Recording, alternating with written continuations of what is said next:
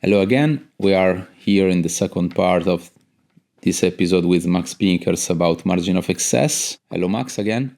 Hey, Gabi. Long time ago, like 10 minutes ago. And here we are. I will start with this question that is really important for me. How did you and Victoria collaborate? Yeah, that goes back to, I would say, around 2011. So my very first documentary were actually my first work that I take seriously, and the beginnings of everything that came after that was a book called Lotus, which I made in Thailand together with Quentin de Bruin, who was a classmate at the time. We decided to kind of embark on that together, and that's where I developed my core ideas and my form and my way of photographing and my vision. So that book remains incredibly important for me. But what's important about what I want to say there in relation to Victoria is that after I made that book with Quentin went on to be a painter, makes beautiful paintings now. And then when I wanted to make my second book called The Fourth Wall, I simply invited Victoria to come along with me. We were a couple at the time already, and I invited her to come along because I knew that it would be impossible for me to work alone in this method that I had developed with Quentin. But little did I know that Victoria would, of course, over the years, become an incredibly valuable part of the process. So Victoria and I started working together in India on The Fourth Wall in 2011 already. She started just as a kind of technical assistant in a way, but then later really grew into finding locations, finding individuals, managing practical things of, travel and logistics and where we would stay and for how long and so on. And kind of providing, let's say, the raw materials of the information on which I could then base the more conceptual ideas in relation to transforming that raw material into something artistic. So she's never really, more recently she's taking up her role as an artist, which I think is very much what she is. But what she really likes to do and what her strength is in gaining access to places, finding stories, bringing the information to the table that is needed when you work in this kind of documentary mode, right? Where in one way you are still very dependent on things out there in the world and connecting the dots and bringing them together. So we're really a team in that sense. But in the case of Margins of Excess, she didn't feel comfortable being a co-author of the book because she was very much in her role, in a kind of supportive role as a production manager and as a researcher and a technical assistant. However, recently, actually last year and this year, we've made two new bodies of work where we are where we're a duo. Basically, we're co-authors. So she's now taken up that authorship voice, which is a nice development in the way we work together. But of course, that depends from project to project, and the work that we've done together as duos has really been also a lot more rooted in research rather than developing some kind of creative artistic angle in relation to thinking about photography, for instance, which is much more where I come from. There's this great, I really still love it as a document. While we were in the US in working on Margins of Excess, Belgian television decided to make a documentary about us for Canvas. It's kind of like the cultural channel of national television in Belgium. So there was this TV crew following us around for 10 days in the States while we were working on this. which was then aired on television in a short 20-minute version. But afterwards, they made a 1-hour director's cut of that film, in which you can see Victoria and I working together on locations, and that's actually a great, let's say, document to have a look at, maybe as a complementary element to this podcast episode. You could share a link or something, Gabby, to yeah, for sure, to have people watch that, because that makes it really clear how we, kind of the synergy between us and how we worked at the time. And the funny thing was, I mean, of course, I was interested in this meta element of me as a documentarian, trying to tell a story while at the same time being filmed by a documentary crew. So I started to actually act. I started to behave like an actor for the film, which very much confused the filmmakers, because they were never quite sure if what they were filming was orchestrated by us and if it was real or not. To the extent that the director had to really pull me aside and say, "Look, what's going on here? You know, is this true or not?" And then I told him that my intent with that film was to actually translate the concepts of margins of excess into that film that was being made about Victoria and I. So we kind of, and this you see at the end of the film, the director then agreed to insert a final shot of Victoria and I romantically walking away onto the pier and staring into the sunset, because I had requested that would be a good ending to the film. So there's this interesting relationship of that film that actually in a way becomes part of the work itself, and in a way establishes me as maybe a seventh character in the book. Yeah, and it's a really beautiful documentary. I watched it twice, and it's really interesting to discover this now, that there is this fictional part inside the documentary. Yeah. But it's also really interesting to see. I think there are also real parts, right? Yeah, of course. Yeah. No, it's not. It's very ambiguous. It's very ambiguous. You can hardly see it, but the filmmakers were amazed by how, in a very spontaneous way, things came across our path. You know, they thought that we had kind of planned it in advance, although we were just roaming, and things would happen. You know. Yeah. Which is the case when you're on the road for so long. You kind of, your intuition starts to work, and you know where to go and where to find the things you're looking for. But it's really beautiful and interesting to watch you and Victoria work together at this project. There is in the first part when you ask to the old guy to take a picture, the old guy with the gun, the way you interact with this man. I think it's really good and interesting to watch for, someone that wants to enter this photography world, because I think it's always quite difficult to approach people that you don't know, especially that probably are people that are a bit far away from your way of living, to approach these kind of people and try to create a fast kind of relationship, to build something, to build a portrait. In the end, it's not easy at all. Yeah, of course, it has to be part of your character too, somehow. Yeah, I saw it. I saw it in the documentary. What about the title in general? Then I have a more specific question. Yeah, so the title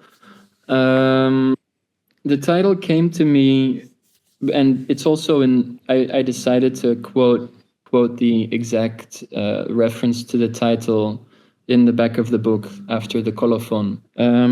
And it came to me from a book by Christopher Pinney. He's a thinker on photography. Book is called Photography's Other Histories. And maybe I'll just read the quote before I explain how it fits for me.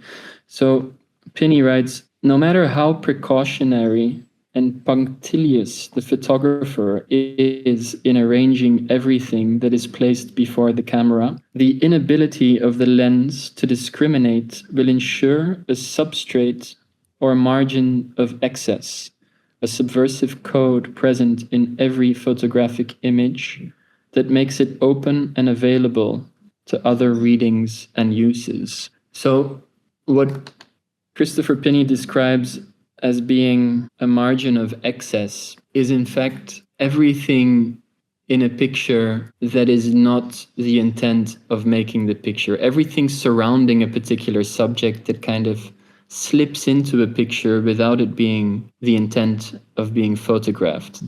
Everything in the margins of the picture that is a kind of excess, but that is present. And of course, whatever is in this margin is what also provides the picture with meaning, often more, tells us more than the subject that's being photographed. And I found that so suitable because not only is there this other play of excessiveness in general in, maybe US culture, or the excessiveness of these stories, or the excessive imaginary, but that it's really also about picture making, that everything that we try to photograph or that we try to grasp, that there is always something else that is photographed along with it or taken along with it, that creates this space for different interpretations, or as he says it, readings and uses. And that just, for me fit on so many levels. And I really like titles that say both something about photography and about the subject. So in the case of this project, what is this excess? Well, I wouldn't say that there is a particular excess that can be defined. I think it's more about the way that we cannot ignore the things that are present even though we don't want to see them, or that it's not our intent to see them. The things around what are being shown to us, that we need to pay attention to different possible angles, different possible stories, different possible realities that are maybe seen as excessive, but in fact are so important to acknowledge. I think it's, for me, about that much more than something being excessive and therefore should not be considered. I think it's quite the opposite. So is it also like the context, the situation you are living in that moment, or not? Not specifically, I would say. No, for me, it's not really about the experience of the particular moment, so to speak. No. When I make the work, for me, it's about how it exists as pictures, as a book afterwards. And maybe this documentary we were talking about earlier is a nicer way to speak about the moment of the making of the work itself and how I experience it. I was speaking more about, the political situation or the social context that the picture is in. Yeah, for sure. I mean, you can associate it to that. And that's, I think, the nice thing about a good title is that everyone brings to it what they want, and of course, we can speak about a certain form of excess, especially in the United States, where everything is much larger, for example, or much bigger, but also much more, in my experience, kind of superficial and hollowed out. So if there is no substance, can we speak of excess? Yeah, but I like the way that you interpret it. So why you decide to have actors in the project? So the picture on the book, on the cover of the book, is an example of that. But also, if you continue a bit further down, let's go for a good example. Maybe one where they're embracing each other.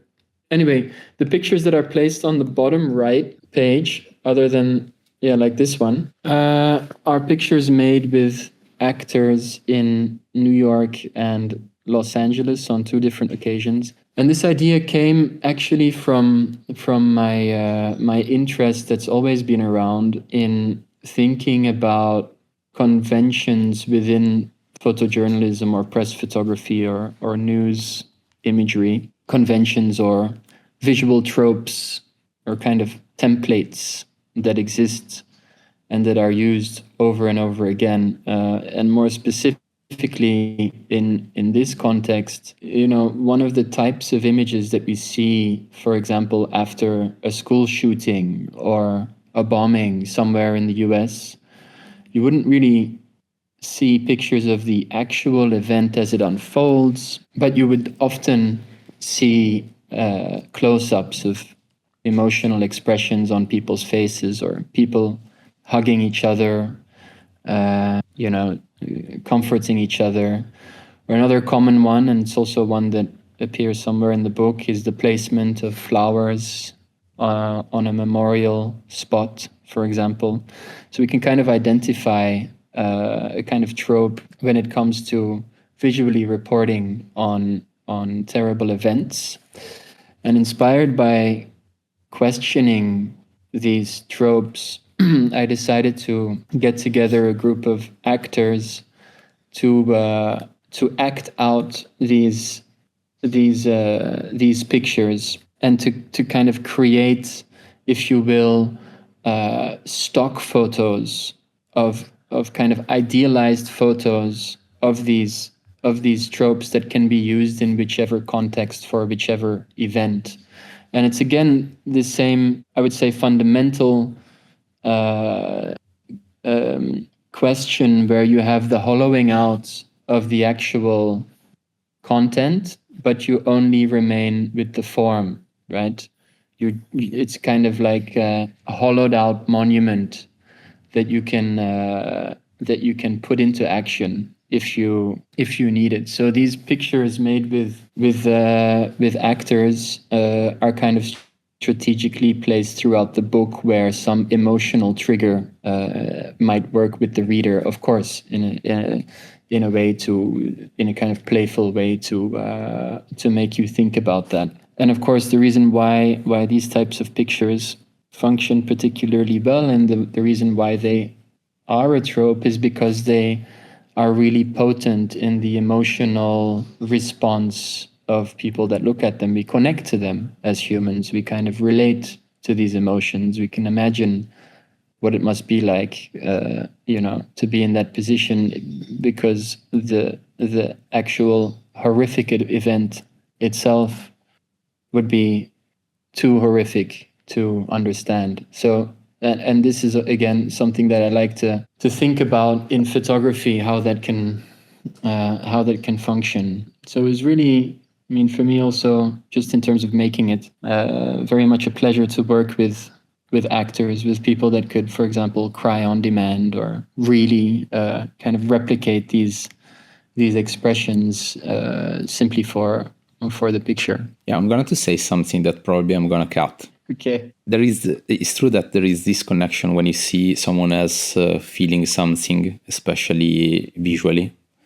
It reminds me a bit like, where the first bands in England, like Beatles, show up and the people start screaming. And then in the 90s, the boy band that had the same kind of spectacularization of the feelings, like they paid the girls in the live show to scream, so all the other girls start screaming, because there was this small group of people screaming, and you feel, you start to do the same because you see someone else acting that way. So what is this line between feeling something for real and feeling something because you see other people react in a specific way, and what is also the function of the mass media, the television, of pushing the people to feel a specific kind of feeling? Yeah, absolutely. Yeah. I mean, I don't have an answer for that, but I think because it's a form of conditioning, right? It's a form of, and I think our visual culture, or culture in general, is an incredibly important factor in how we live our lives and how we perceive reality. And I think fundamentally, my work has been a lot about that, about thinking of in terms of documentary, not just what we can literally photograph, or what we can literally point our camera to and document and show, but also what are the imaginaries, what are our fantasies, what are our desires that we cannot literally photograph, but maybe find different ways to express through pictures or through a documentary, that are immaterial, that are not visible in that kind of direct sense. How is our reality shaped by so much more than what we can see? And I think that question or that challenge always requires some kind of artistic answer or response that then eventually leads to these kinds of outcomes. And also one of the reasons why I initially began with staging scenes, for example, or putting together still lives that I think have some kind of potency or metaphorical quality to them within the structure of a larger narrative or context that give meaning to these pictures in different ways than what's literally depicted on them. Two linked questions. How did you approach the protagonists of the stories, and how did you build your relationship with them? That varied from person to person. Also, some of them were at first a lot more. There's a kind of general distrust with many of them, like I mentioned before, towards people coming and asking them to tell their stories out of a kind of fear of being misrepresented or misunderstood, or again, sensationalized simply for what they had pretended to be, rather than listening to what they have to say. So the main way that we went about that is, instead of trying to unmask them or to try and reveal what might be the truth, I chose to completely embrace their imaginary and their identity and their fantasies, and to go with that and to take that as the departure point for the work. So it's really, stepping into their world and their reality rather than trying to scrutinize or uncover it. And I think once that is felt by someone, it gives a feeling of comfort and a feeling of trust and a feeling of having a space to express yourself without necessarily that judgment. So that's the kind of core thought behind how we connected with people. But then on a practical level, it was very much simply, looking someone up.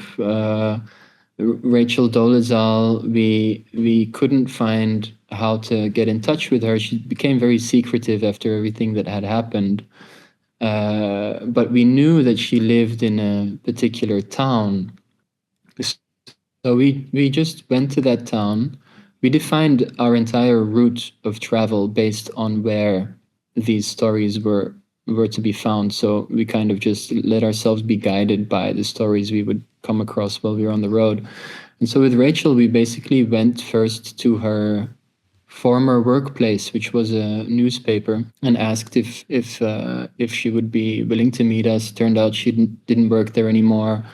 We hung around in that town for maybe a week, speaking to people, going to a barber shop where we knew that she went, and kind of stalkerish, if you will, but without being intruding. And then eventually I simply found her on Facebook and sent her a message, and she was happy to meet with us. So, it can be as simple as that. And of course, then, after explaining the whole concept of the work and so on, we would come back a few days later, and then we would have the conversation and make the pictures.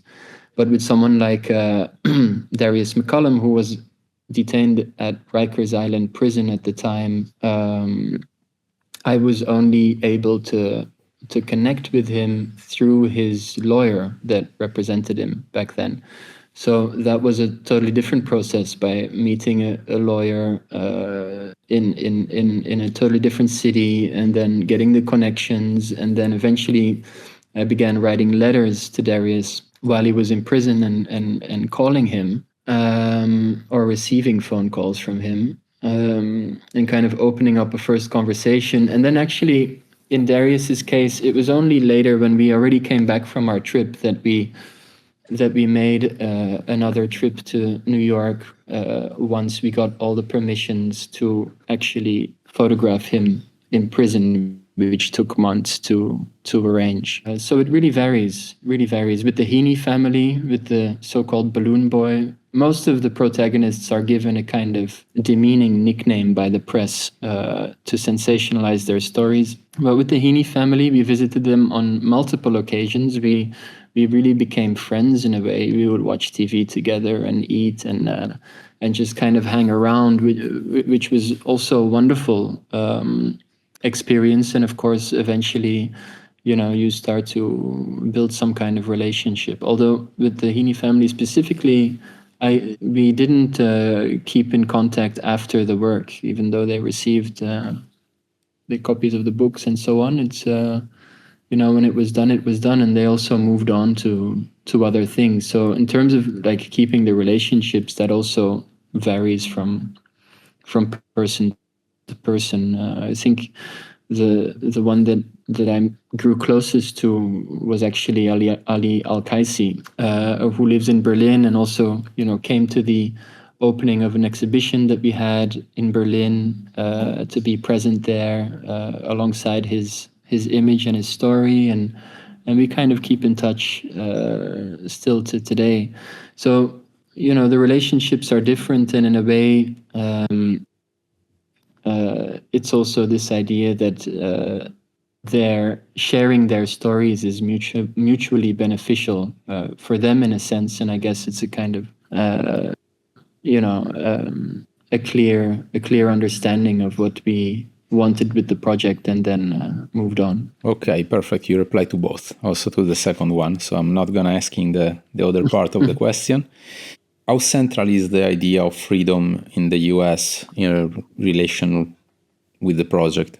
Yeah, I think the idea of freedom is also very much a hollowed out concept, like democracy.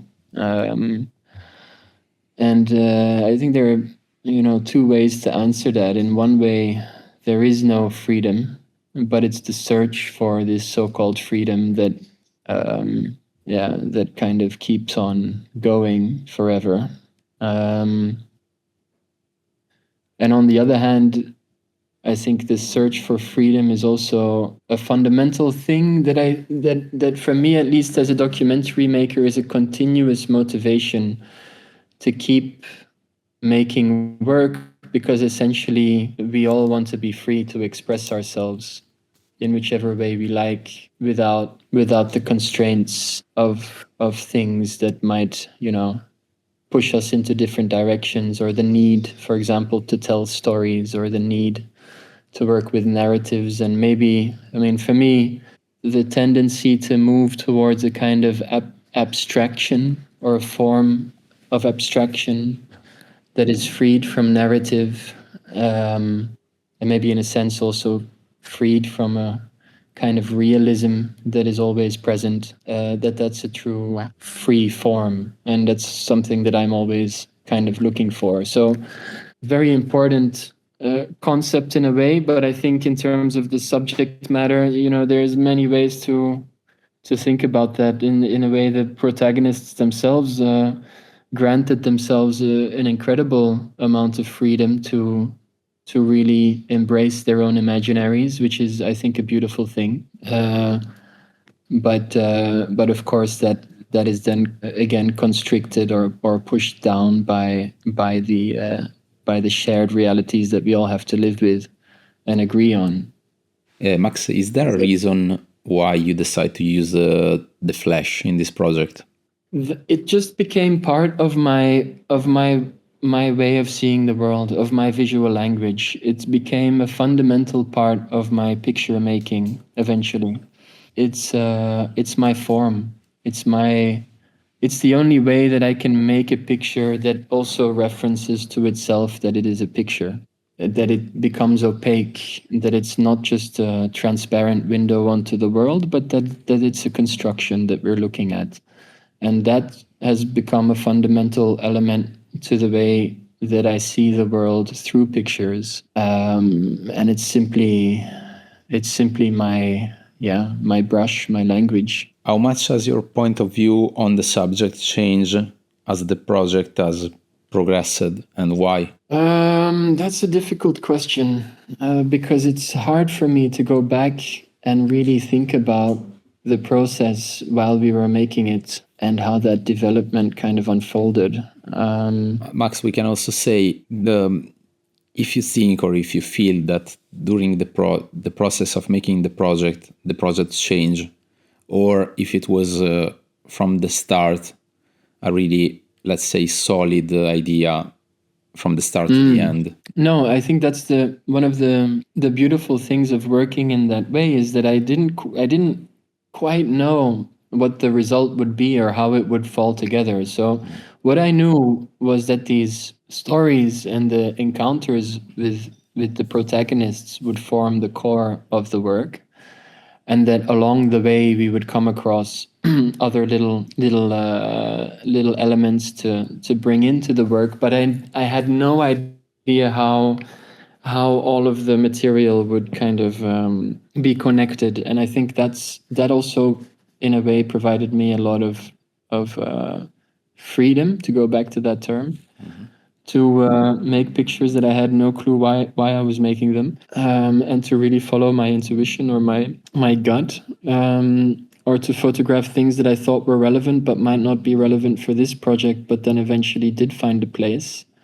So it's really in the editing. I think this book is a lot about the editing as well, as much as making the pictures on location.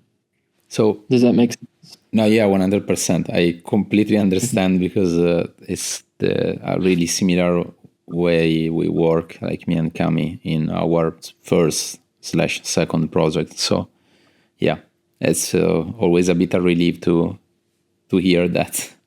But it's true, like the editing part, a lot of time it's when you start to make sense of, like complete, in a more deep way, making sense of what you experience. And so this episode was suggested by Roo Lewis, and he was really kind to write a question for you. Okay.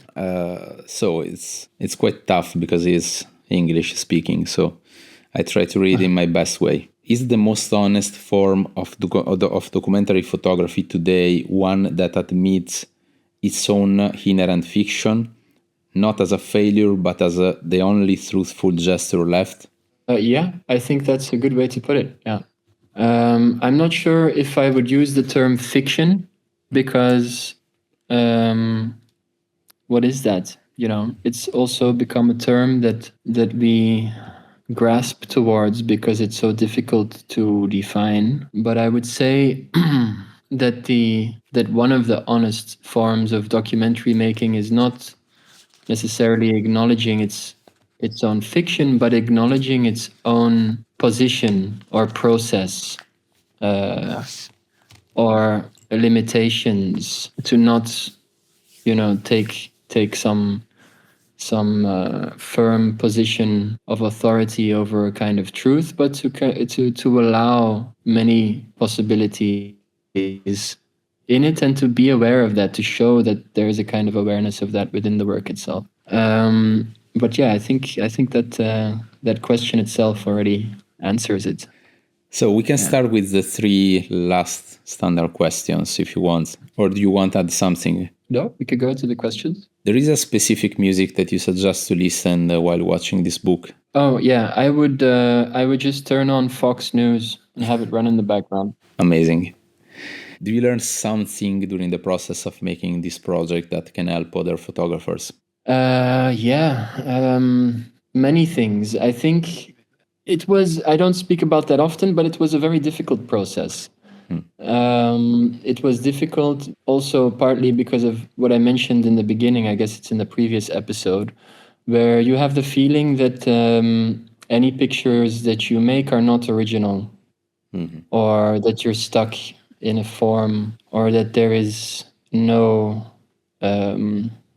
development, or that it's difficult to express your own viewpoints in photography. I think it's one of the most difficult mediums to do something original with. And I think that's fine, and to kind of keep going and to keep digging into different possibilities and to try different things and to just follow your intuition and go with it, that it's really worth it. Because at the end of the day, there is always something that is truly yours that comes out. You just have to kind of listen to yourself and trust in yourself to do that. Can you suggest us a book or more than one to have in a future episode of the podcast? Yeah, I've been thinking about that, and I find it a difficult question. But of course, there are artists that I would also like to hear them speak about their work, and I still don't have an answer that I think is the best or would be nice. But somebody, for example, that I really admire, and also a lot in relationship to my one of my more recent books, State of Emergency, is Edmund Clark, who's made quite a few books, but I think Negative Publicity would be a great one to kind of dive into. Then there is, of course, Laia Abril, who's also recently published a new book. I think would be wonderful to hear speak about it. But on the other hand, and I think maybe not very connected to necessarily my process, but someone like Dirk Braakman, not really in the first place a bookmaker, but has made beautiful books and is also has a very interesting take on how he sees photography. But maybe for a next episode, if I could suggest a book that also in its form and was crucial for me as an example book while making Margins of Excess is a book by Robert Knott and Antoinette de Jong called Poppy. Which traces the production line of Afghan heroin from Afghanistan to Europe. I think it's a little bit of an older book, but incredibly well put together, woven together, and it could be nice to kind of highlight that again. But of course, maybe if you give me a little bit more time to think about it, I can give you some more suggestions later of literally somebody that we can invite, and of course, preferably quite a recent book, I guess, would be nice too. Okay, you can send me a voice message and I will add to the episode. Yeah, let me think about it a bit more. And now the phantom question. Ask yourself a question and give yourself an answer. The soliloquy. Yeah. Yeah, I think it's funny to ask a question while already having an answer in mind, because of course I wouldn't have the question if I knew the answer. But the question, I think one of the questions that I'm thinking about now is, every era in photography has its own frame of realism, as we call it, its own form of realism that we as a society can agree to, that what we see or how we come to these pictures, that they stroke with how we experience the world, right? Like in the 20th century, maybe that was more traditional photojournalism that would tell us something about the condition of the world, which then is in constant development but changes over time with the inclusion of this kind of genre that my work also gets associated with often, where fiction is included in the storytelling as a way to deal with the world, that then also becomes a new form of realism. And my question is, what is our contemporary or future frame of realism in photography, especially now where the experience of our world is becoming more and more virtual. We're seeing more and more AI-generated material. We're experiencing the world in a very different way than 10 years ago. And I wonder how photography as a medium can still relate to how we experience that world, what new forms it might take on. And so I don't have an answer to that question. I think we will become much more aware that I don't know if we can still call it photography, but that the images that we see as representative of our realities will no longer be directly related to the world in the same sense that traditional photographs have been or are. I think we're going into an interesting new space where we can still speak about reality even though the pictures that represent it are not made by simply pointing a lens at something and recording it. Kind of hybrid form of everything that can come together in how we express ourselves in relation to this world that is equally virtual as it is real. So yeah, I think for photography there is something very interesting happening at the moment, and I'm very curious to how we can how photographs or images in general will relate to our experience of a shared reality. You just had the question. We have to need for the answer. Maybe in the next episode. Or the next work, yeah. Yeah, if we are going to do an episode in, I don't know, 20 years, maybe it's going to be more easy to have an answer to that question. Yeah. Okay, thank you so much. Thanks for your time. Thank you. It was a pleasure. And let's do it again. Yes, see you next time for another book. Yeah, please. Let's do it. Okay, ciao everybody, from me and from Max. Ciao. See you soon.